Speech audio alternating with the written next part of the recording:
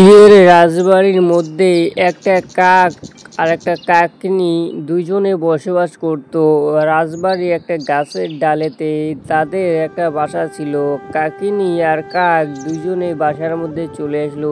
কাকিনি বলছে, আমি এখানে আন্ডা দেব, এই আন্ডা দিয়ে আমাদের অনেক ছোট ছোট ছানাপানা হয়ে যাবে। ছানাপানা হয়ে গেলে এই রাজবাড়িটার পাশের মধ্যে যতগুলো খাবার উঠবে আমরা সবাই মিলে খাবো। তারপরে কাক বলছে, ঠিক আছে তুই আন্ডা দিস, আমি দেখবো কে আমাদের আন্ডা নিতে চায় নাকি। তারপর কাকিনি বলছে, হ্যাঁ ঠিক আছে, আবার দুজনে আন্ডা দেবো বলে কাক আর কাকিনি দুজনে চলে গেল বাসাটা ভালো করতে। আরও ভালো করতেছিল, কিন্তু ফাইনালি বাসাটা একদম ভালো হয়ে গেছে। তারপরে 2 দিন পর কাকিনি কি করলো, অনেকগুলা আন্ডা দিল। দেওয়ার পর নিচে একটা কিং কোবরা থাকতো। এই কিং কোবরা সব কিছু কিন্তু দেখতো। দেখার পর ওর মনে মনে শয়তানি বুদ্ধি আসে। তারপরে যখন দেখলো কাক আর কাকিনি চলে গেল বাসা ছেড়ে, তারপরে ও গর্ত থেকে বেরিয়ে চলে আসলো। আসার পর গাছের ডালে উঠতে লাগে। কিং কোবরা কিন্তু একদম সরাসরি চলে গেল তার আন্ডাগুলোর দিকে, যে সব কিছু ভেঙে খেয়ে ফেললো একটা একটা করে। তারপরে কাক কাকিনি চলে আসলো বাসার দিকে।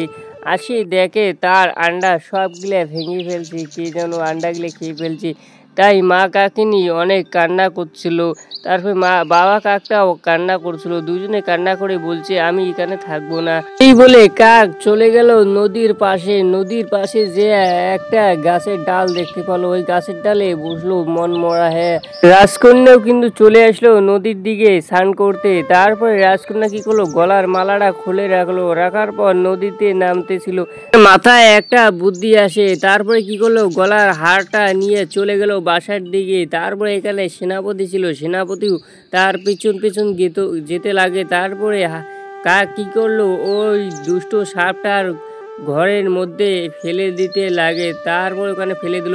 সেনাপতি কি করলো, তারপরে একটা হান দিয়ে দিল, কিন্তু সাপটা মারা গেল।